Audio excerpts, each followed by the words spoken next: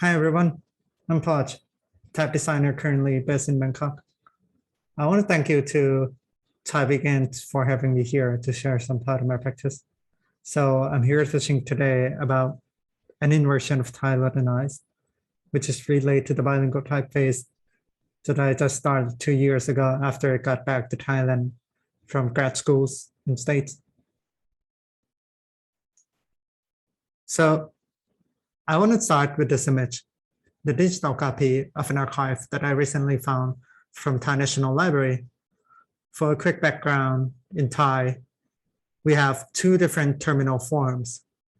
Here is called loop terminal, which came with the traditional Thai letterform. And here's the loopless, which has evolved to match with the Latin sans serif. So you guys might notice that there are some letter forms which look similar to the Latin, and some that share exactly the same shape with Latin. So my question is, why Thai gain so much influence from Latin? Here's a series of comparison between loop terminal, the traditional one, the Latin, and the Thai loopless. For me, the more contemporary it tried to get, the more Latinized it was. And since the loopless one gained influence from the Latin, so I would term it as a Thai Latinized. By the Latinized idea here, my curiosity would be, what if Thai alphabet, or even any other language, influence back to Latin? I know the idea wouldn't sound different from these, but for my new typeface, I tend to find a way to interpret it differently with my own approach. I want a visual of the letter form reflect from the thought or process behind the typeface. Back to the sample that I've just shown here, there are two different terminal styles, and both of them convey differently. One is quite traditional, and the other is go all the way for contemporary sense. So what I feel is missing between these two is that something that's more related to the locals and something that's more humanist. Then I was thinking of the handwritten street sign, the vernaculars, which we usually found in our daily life. And I just want to point out to this letter, which is, so similar to the N, but what made it different is the counter space in this letter is way much bigger than the N. The reason is that this letter is drawn in a running construction writing. I mean, it was drawn by just a single line, but you might say, of course, because this one is a handwritten straight sign. But if you look back to the original letter form, we still keep the huge counter space here, which means most of Thai letter forms still keep the sense of handwritten. So my approach for this new bilingual typeface, I want to bring Thai to influence Latin by adding a running construction writing to the Latin. And here's the end result with, since I add the running construction to the Roman, that's pretty much like an upright italic, as you might notice from this lowercase k and the uppercase R and G. They will also apply the idea of single stroke as well. With the true italic, basically, it was adopted from the component that I was used in the upright, like the notch in the middle of the blue and the tail in the L. It's also applied to the letters like H and N or R in the italic that I have a notch and the tail there. For the Thai version, since I already brought Thai to influence Latin, so for some letter, I basically use the same shape with the Latin to Thai, which is still readable for Thai. So here's some setting between Thai and Latin. And I just want to sharing some cases that I have learned through the design process of this typeface. I want to point out to this letter, it's called Kai, which in the handwritten, it is so similar to the letter in front of it, which is called Bomai. You might see that both of them almost share the same form, but one is wider and another is just slightly narrower.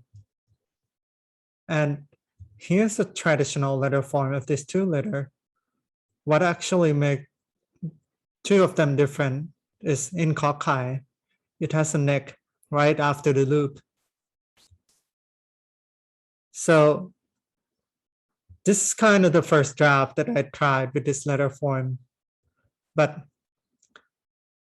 this doesn't work out because this one is not different enough, and also it was way too old style. So I tried with this one, which is close to the letter V, but it still doesn't look right.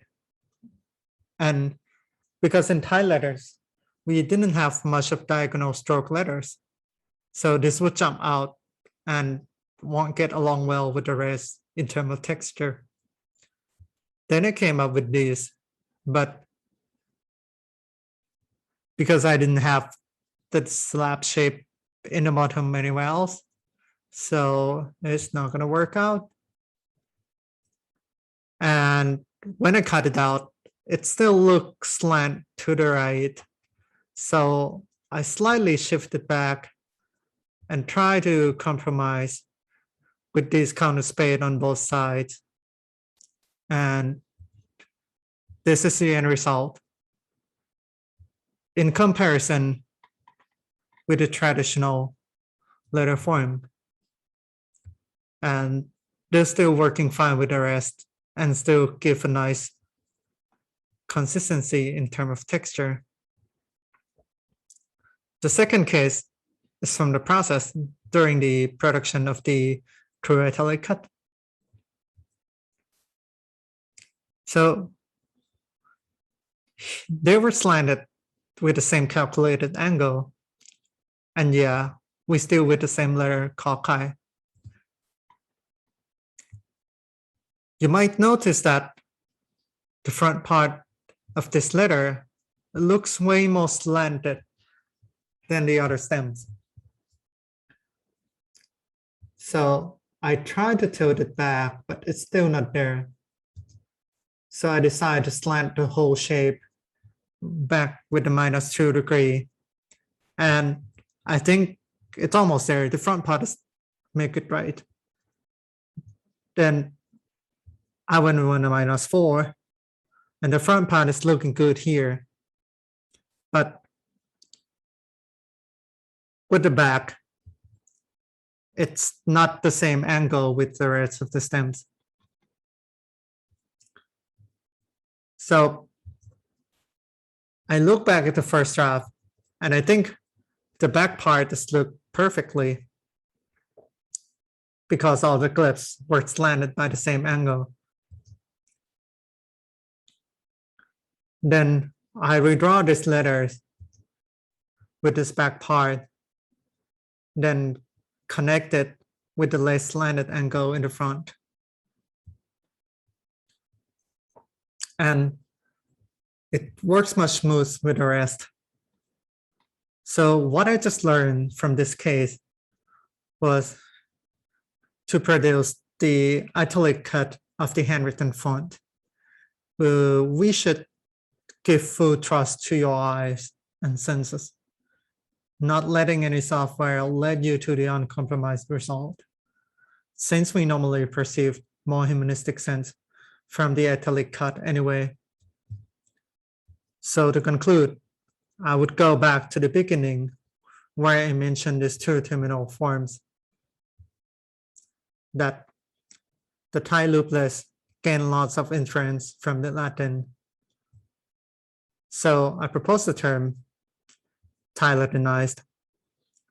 And through the process of this typeface, which motivated from the handwritten letter form to influence the Latin, then allow the result of the Latin influence back to Thai again. So I would call this process as an inversion of Thai Latinized. So yeah, this bilingual typeface is called Huai. which actually means lottery in Thai. Huai and Huai Thai will come with 6 weights, so italics. And